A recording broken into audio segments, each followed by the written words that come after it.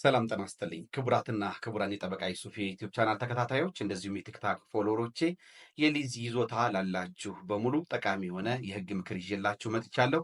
የህግ ምክር ወቅታዊ በመሆኑ እንዳያመልጣችሁ እጋብዛችኋለሁ። መንግስት እንግዲህ በሁለቱ የከተማ አስተዳደሮች በአዲስ አበባና በድሬዳዋ እንደዚሁም በክልል ከተሞች የተለያዩ የልማት ስራዎችን ለመስራት በሚል የሊዝ ይዞታዎችን ጨምሮ ነባር ይዞታዎችን በልማት ምክንያት ይወስዳል።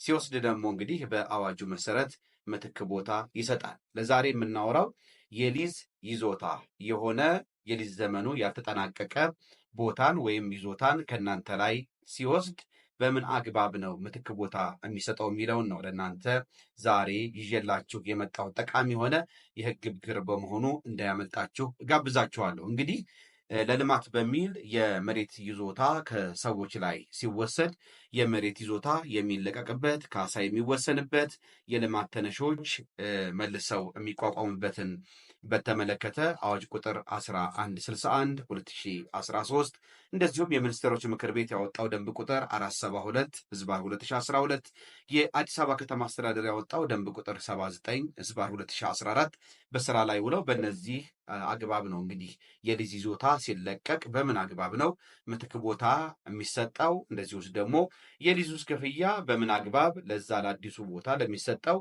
በምን አግባብ ይሆናል የሚለውን የሚደነግገው ማለት ነው። እንግዲህ አዋጅ ቁጥር 1161 በአንቀጽ 13 ንዑስ አንቀጽ 4 ረ መሰረት የሊዝ ይዞታ ሆኖ ለልማት በሚል በሚወሰድበት ወቅት አዲስ የሚሰጠው ይዞታ ወይም ቦታ በስፋቱም ይሁን በቦታው ደረጃ ከተወሰደው ጋር ተመጣጣኝ መሆን እንዳለበትና እኩል መሆን እንዳለበት ይደነግጋል። እንግዲህ ይህንን አዋጅ ለማስፈጸም ደግሞ የአዲስ አበባ ከተማ አስተዳደር ያወጣው መመሪያ ቁጥር 79 ህዝባር 2014ም አንድ የሊዝ ይዞታ ለልማት በሚል በሚወሰድበት ወቅት ምትክ ቦታ እንዴት ይሰጣል፣ ስፋቱስ እንዴት ይወሰናል፣ የክፍያውስ ሁኔታ እንዴት ይሆናል የሚለውን ደግሞ በአንቀጽ 16 ከንዑስ አንቀጽ 2 ሐመርሃ ጀምሮ እስከ ረ ድረስ በ4 ንዑስ አንቀጾች በዝርዝር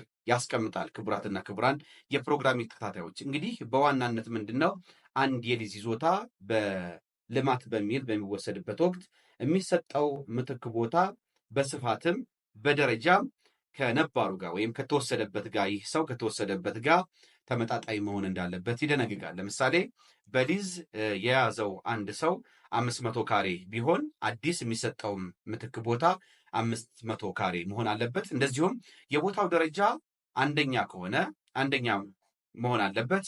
ሁለተኛ ደረጃ መሆን ካለበት ደግሞ ሁለተኛ ደረጃ መሆን አለበት። እንደዚሁም ደግሞ የቦታውን የስሪቱ ደግሞ የንግድ ከሆነ የንግድ ነው ሊሰጠው የሚችለው። ቅይጥ ከሆነ ደግሞ የንግድና የመኖሪያ እንደዚሁ የንግድና የመኖሪያ ይሰጠዋል። እንደዚሁም ደግሞ የንግድ ብቻ ከሆነ ወይም የመኖሪያ ብቻ ከሆነ በዛው አግባብ ስሪቱን በዛው አግባብ የሚስተናገድ ነው የሚሆነው። ነገር ግን ብዙ ጊዜ ችግር የሚፈጥረው ምንድን ነው? አንድ ሰው በሊዝ ይዞት የነበረው ይዞታ ተወስዶበት፣ ነገር ግን ለምሳሌ በሊዝ የሚከፍልበት ይዞታው ከፍ ያለ ካሬ ሆኖ በዛ ደረጃና በዛ የቦታ ስፋት ላይገኝ ይችላል።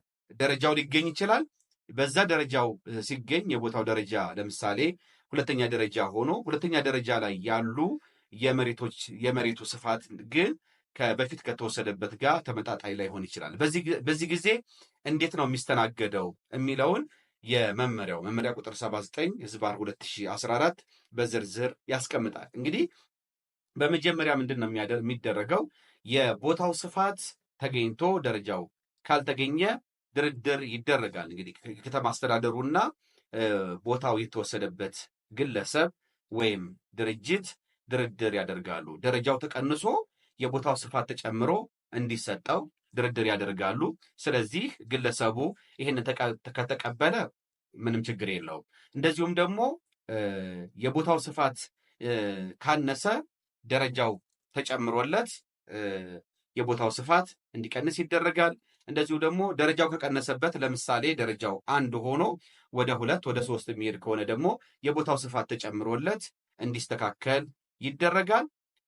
ነገር ግን እነዚህ ሁላ ተደርገው ግለሰቡ የማይስማማ ከሆነና እነዚህን አማራጮች ለመውሰድ የማይችል ከሆነ የተለያዩ ቦታዎች ቢሆኑም ለምሳሌ 800 ካሬ ቢሆን የቦታው ስፋት የተወሰደበት ለልማት በሚል 800 ካሬ አንድ ቦታ ላይ ከተገኘ አሁን የነገርኳችሁን አማራጮችም ይህ ሰው ወይም ይህ ድርጅት ለመቀበል ፈቃደኛ ካልሆነ የተለያዩ ቦታዎች ላይ ደረጃው የቦታ ስፋቱን በጠበቀ መልኩ ወይ 2 ቦታዎች ወይ 3 ቦታዎች ሊሰጡት እንደሚችሉ ይደነግጋል ይህ መመሪያ ማለት ነው። አንዳንድ ጊዜ ደግሞ የሚያጋጥመው ችግር ምንድን ነው? ቀሪ ይሄ ግን የሚዋዋለው ውል ለቀሪ የሊዝ ዘመኑ ይሆናል ማለት ነው። ለምሳሌ የሊዝ ዘመኑ 15 ዓመት ወይ 20 ዓመት የሚቀረው ከሆነ ምትክ የሚወስደውን ቦታ የሚዋዋለው እንደ አዲስ ሳይሆን ለ60 ዓመት ወይ ለ90 ዓመት የሚዋዋለው የቀረውን የሊዝ ዘመን ብቻ ነው ውል የሚወስደው። ይህንንም ግንዛቤ ውስጥ እንድትከቱ እፈልጋለሁ። ሌላው የክፍያ መጠንን ነው። አዲስ የሚሰጠው ቦታ ወይ በምትክ የሚሰጠው ቦታ ላይ በፊት ከነበረው ቦታ የሊዝ ዋጋው ለአካባቢው ይወጣለት ለቦታ ይወጣለት የሊዝ ዋጋ የሚበልጥ ከሆነ ያንን የሚበልጠውን ልዩነት አዲሱን የሊዝ ውል ሲዋል ጨምሮ እንዲዋል ይደረጋል። የሚቀንስ ከሆነ ደግሞ አዲስ የወሰደው ቦታ ደግሞ ያንን ቀንሶ እንዲዋል ይደረጋል ማለት ነው። ስለዚህ በአጠቃላይ የሊዝ የነበረ ይዞታ ለልማት በሚል ከግለሰቦች ወይም ከድርጅቶች በሚወሰድበት ጊዜ በዚሁ አግባብ የሚስተናገድ ነው የሚሆነው። ብዙ ጊዜ የሊዝ የነበረን ይዞታ ከተማ አስተዳደሩ ወይም የክልል መንግስታት ይወስዱና በዚህ አዋጁ በሚለው ወይም ደግሞ የክልል መንግስታት በሚያወጣቸው መመሪያ በአዲስ አበባም ደግሞ የአዲስ አበባ ከተማ አስተዳደር በሚያወጣው መመሪያ መሰረት ያለመሄድ ጉድለቶች አሉ። ብዙ ጊዜ ዝም ብሎ አዋጁን እንደዚሁም ደግሞ የሚኒስትሮች ምክር ቤት ያወጣውን ደንብ እንደዚሁም መመሪያውን ያለመከተልና ዝም ብሎ በችኮላ ዜጎችን ከቦታቸው የማስነሳትና ተገቢው ካሳ ሳይከፈል በአግባቡ የምትክ ቦታ ሳይሰጥ ዝም ብሎ በጅምላ በግብረ ኃይል ሰዎችን የማንሳት ሂደቶች አሉ። ይሄ ግን አዋጁ ከሚደነግገው ወይም መመሪያውና ደንቡ ካስቀመጠው ስነስርዓትና አካሄድ ውጭ ነው። ስለዚህ በአዲስ አበባ ወይም እንደዚሁም በክልል እንዲህ አይነት ጉዳዮች ሲገጥሟቸው ከካሳ ጋር በተያያዘ እንደዚሁም ደግሞ ከምትክ ቦታ አሰጣጥ ጋር አላግባብ መብቴ ተጥሷል፣ ጉዳት ደርሶብኛል የሚሉ ዜጎች በምን አግባብ ነው መብታቸውን ሊያስከብሩ የሚችሉት የሚለውን ደግሞ አዋጁ፣ ደንቡ እንደዚሁም መመሪያው በዝርዝር አስቀምጠዋል።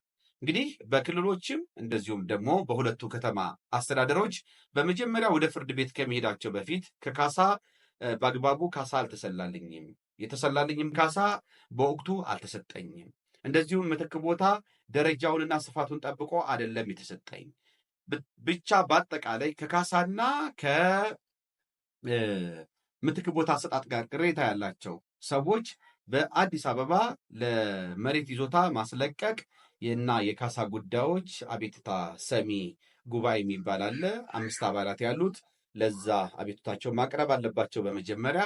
ከዛ በኋላ የአቤቱታ ሰሚ አካል በሚሰጠው ውሳኔ ቅር ከተሰኙ ደግሞ እንደዚሁ የመሬት ይዞታ ማስለቀቅና የካሳ ጉዳዮች ይግባኝ ሰሚ ጉባኤ የሚባል አለ። በሁለተኛ ደረጃ ለሱ ያቀርባሉ።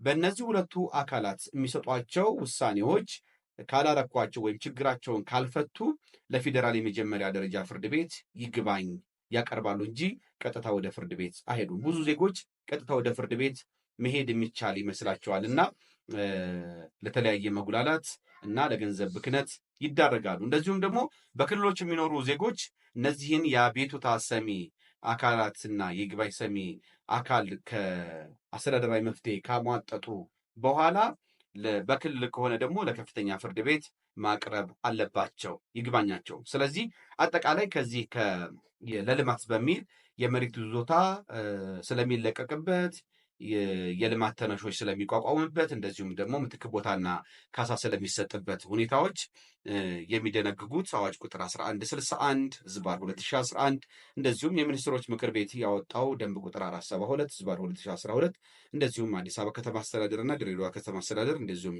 ክልሎች እነዚህን አዋጅና ደንብ መሰረት በማድረግ ደግሞ ያወጧቸው መመሪያዎች አሉ።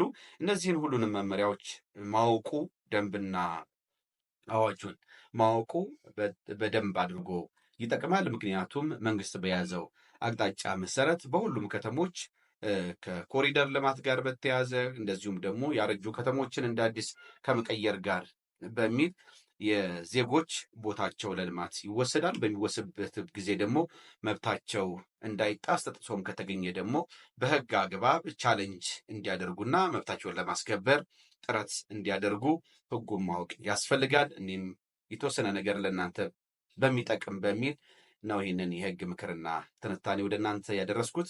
አብሬያችሁ የነበርኩት የእናንተ ጠበቃና የሕግ አማካሪ ዩሱፍ ከበረ የነበርኩኝ። በሌላ የሕግ ምክርና ትንታኔ እስከምንገናኝ ድረስ መልካም ጊዜ እንዲሆንላችሁ እመኛለሁ። አመሰግናለሁ።